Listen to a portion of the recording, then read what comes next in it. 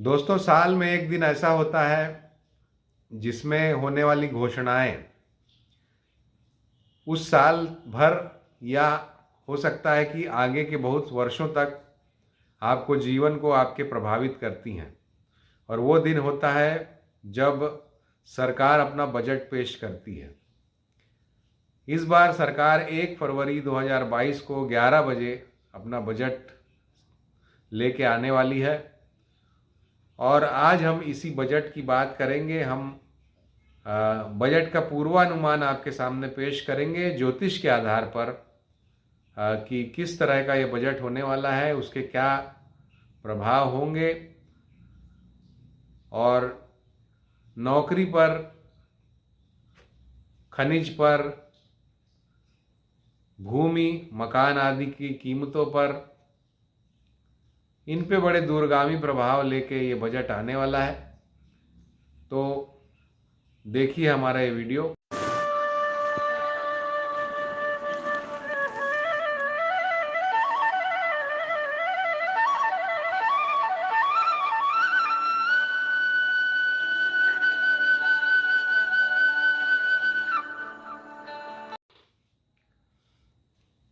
नमस्कार दोस्तों, YouTube के एस्ट्रोलाइव चैनल में आप सभी का बहुत बहुत स्वागत और अभिनंदन। दोस्तों, ज्योतिष में ये मान्यता है कि किसी भी चीज़ की जो शुरुआत होती है उसका समय उस चीज़ के, उस घटना के भविष्य का निर्धारण करता है और हम ज्योतिष शास्त्र में उसी के आधार पे किसी भी चीज़ का भविष्य कथन करते हैं, चाहे वो किसी व्यक्ति का जन्म हो या किसी घटना का प्रारंभ। इसी आधार पर हम ये ज्योतिषी विवेचना जो यूनियन बजट है उसकी लेके आपके बीच आए हैं और इसमें हमने 1 फरवरी 2022 को 11 बजे जब ये बजट संसद के पटल पे रखा जाएगा उसकी ग्रह स्थितियों की विवेचना की है और उसके आधार पे हम आपको बताएंगे कि ये बजट कितने दूरगामी परिणाम लेके आ रहा है। ये तो मैं ज़रूर कहूँगा इस कुंडली को देख के दोस्तों कि ये बहुत ही ट्रांसफॉर्मेशनल बजट रहने वाला है। बहुत ही बड़े बड़े परिवर्तनों को लेके आने वाला ये बजट रहने वाला है। इस कुंडली के आधार पे मैं कह सकता हूँ और थोड़ा विरोधाभासी बजट भी ये रहने वाला है, ये भी मैं कहना चाहता हूँ क्योंकि ग्रहों की स्थितियाँ ऐसी हैं।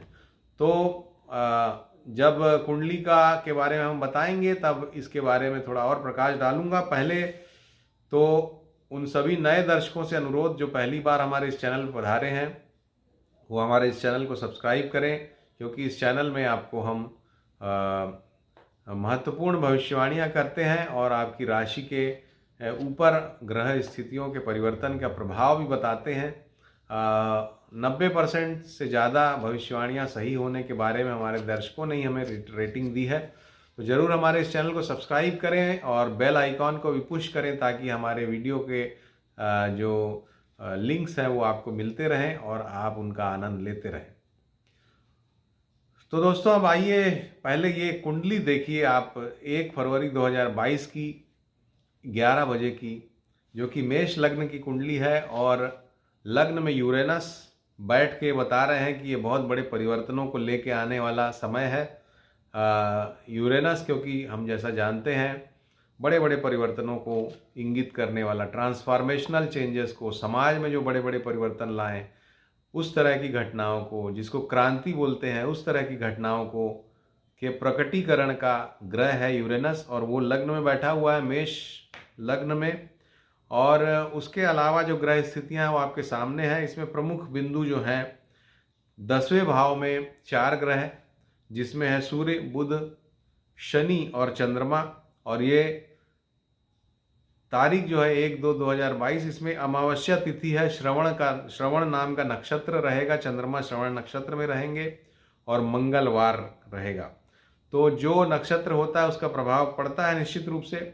श्रवण नक्षत्र जैसा कि हम जानते हैं श्रवण से संबंधित नक्षत्र है, तो इस बजट के बारे में दूरगामी परिणाम आपको सुनाई देते रहेंगे, ये बात निश्चित है। अमावस्या की तिथि है जो कि हमारे देश के प्रधानमंत्री मोदी जी के लिए अच्छी होती है। वृश्चिक राशि, वृश्चिक लग्न के लिए अमावस्या तिथि अच्छी मानी जाती है।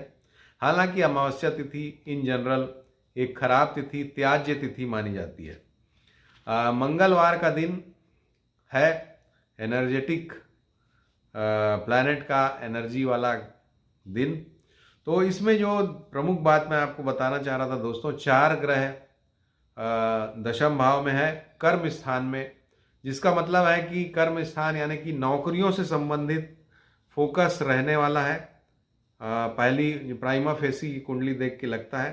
नवम भाव में मंगल शुक्र और 11वें भाव में बृहस्पति हैं, और काल सर्प दोष का सृजन हो रहा है दूसरे भाव से, जो कि धन का स्थान है, वाणी का स्थान है, वहाँ से काल सर्प दोष का सृजन।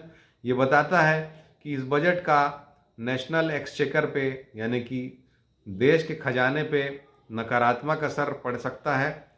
राहु वहाँ पे बैठ के उसको खाली करने की तरफ आगे बढ़ सकता है, यानी कि बजट में निश्चित रूप से कुछ ऐसी घोषणाएं होंगी जिसका बोझ पड़ेगा सरकार के खजाने पर। और साथ ही राहु ये भी बताता है कि कुछ घोषणाएं लंबित भी रह सकती हैं, यानी कि कुछ बातें पूरी ना हो, इस तरह का भी योग ये वाणी स्थान में राहु बताता है। अब दोस्तों एक एक ग्रह के करके हम एनालाइज करते जाएंगे और आप उसको नोट कर सकते हैं चाहें तो। सबसे पहली बात जो मैं करना चाहता हूं वो ये कि ये जो बजट है ये नौकरियों पे फोकस रहेगा इसका, और इसके कारण देश में आने वाले समय में नौकरियों का सृजन बढ़ेगा। ये एक बहुत ही अच्छी बात इस बजट से होगी ऐसा मुझे लगता है, क्योंकि 4 ग्रह और दशमेश यानी कर्म स्थान का स्वामी कर्म स्थान में ही है। ये बताता है, और स्वग्रही है, ये बताता है कि नौकरी के विषय में ये बजट फोकस अपना बनाएगा।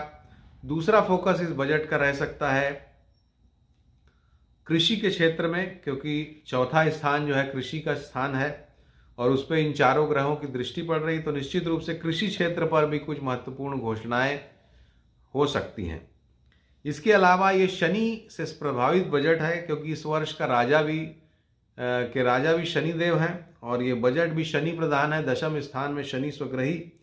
इसका मतलब है कृषिगत व्यवसाय, लोहा, खनिज तेल, नौकरियां, वृद्ध और अशक्त, इन चीज़ों पे इस बजट का फोकस रहने वाला है। फिर से मैं रिपीट करता हूं, कृषिगत व्यवसाय, लोहा, खनिज तेल, नौकरी, वृद्धजन और असहाय लोग, इन लोगों पर इस बजट का फोकस रहेगा निश्चित रूप से।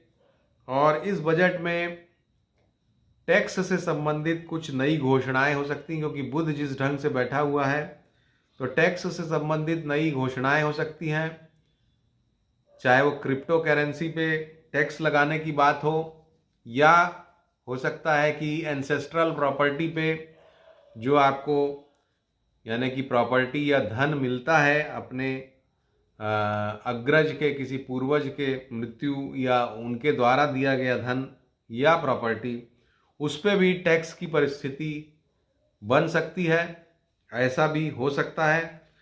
क्रिप्टो पे भी टैक्स की परिस्थिति बन सकती है, ऐसा हो सकता है।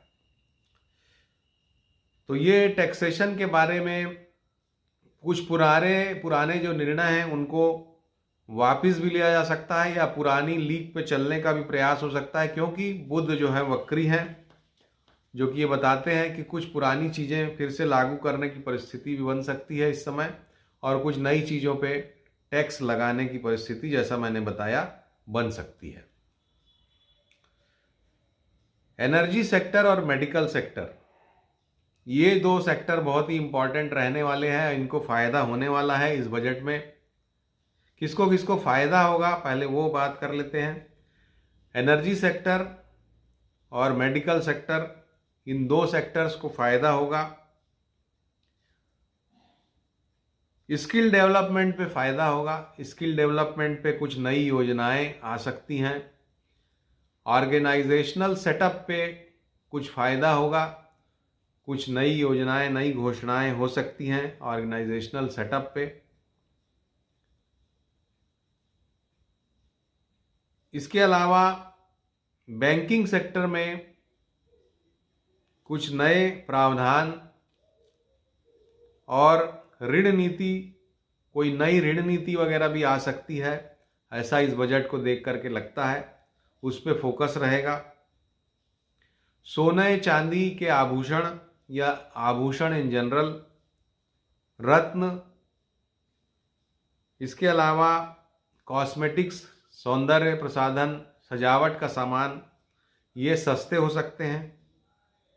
जमीन और मकान, जो नीतियां आएंगी इस बजट में, उसकी वजह से जमीन और मकान सस्ते हो सकते हैं। इसका मतलब ये है कि कुछ कड़ाई हो सकती है इस सेक्टर में, जमीन के सेक्टर में या मकान के सेक्टर में। जैसा एक मैंने बताया, एंसेस्ट्रल प्रॉपर्टी पे टैक्स वगैरह लग सकता है, या कुछ ऐसी चीज़ें जो आप ज़मीन या मकान प्रॉपर्टी अपने नाम पे होती है, करते हैं लोग, उस पे भी कुछ चेक एंड बैलेंस आ सकता है, जिसकी वजह से इस सेक्टर में कीमतें थोड़ी गिर सकती हैं, ज़मीन की और मकानों की। तो ये कुछ प्रमुख बातें हैं। सेना के बारे में एलोकेशन जो है वो बढ़ेगा, लगभग हर वर्ष बढ़ता ही है थोड़ा बहुत। इस वर्ष भी निश्चित रूप से बढ़ेगा, ऐसा हमें लगता है। बैंक्स के लिए ये अच्छे परिणाम लेके आएगा, यानी कि उनकी अच्छी नई नीतियां लेके आएगा, जिससे उनको थोड़ा संबल मिलेगा। शिक्षा जगत के लिए नई नीतियां लेके आएगा, जिससे उसको संबल मिलेगा। तो ये सारे फील्ड्स ऐसे हैं जिसके बारे में कुछ सकारात्मक सोच इस बजट में रहेगी, कुछ सकारात्मक परिणाम इस बजट के निकलेंगे। अब दोस्तों आइए समझते हैं किन चीज़ों के दाम बढ़ेंगे। और दाम बढ़ने से मेरा मतलब ये है लॉन्ग टर्म में, क्योंकि बहुत बार बजट जो है इस तरह का होता है कि प्राइमा फेसी अच्छे जो जानकार हैं वो भी नहीं समझ पाते कि इन घोषणाओं का क्या असर पड़ेगा, लेकिन इन लॉन्ग टर्म उसका अलग प्रभाव पड़ता है। ये बजट बहुत हद तक कुछ इस तरह का रह सकता है। तो इन लॉन्ग टर्म जिन चीज़ों के दाम बढ़ेंगे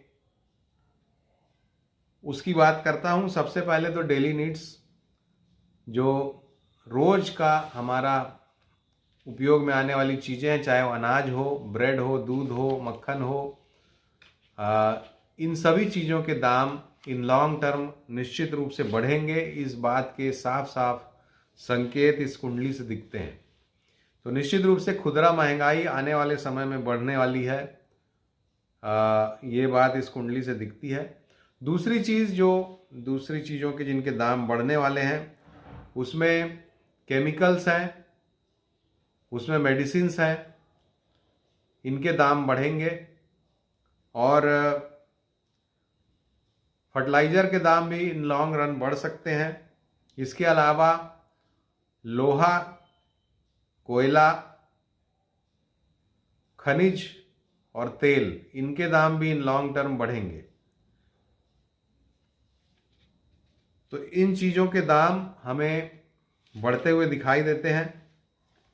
इलेक्ट्रॉनिक्स में भी जो सुविधा भोगी चीज़ें हैं उनके दाम नहीं बढ़ेंगे, उनके दाम घट सकते हैं। लेकिन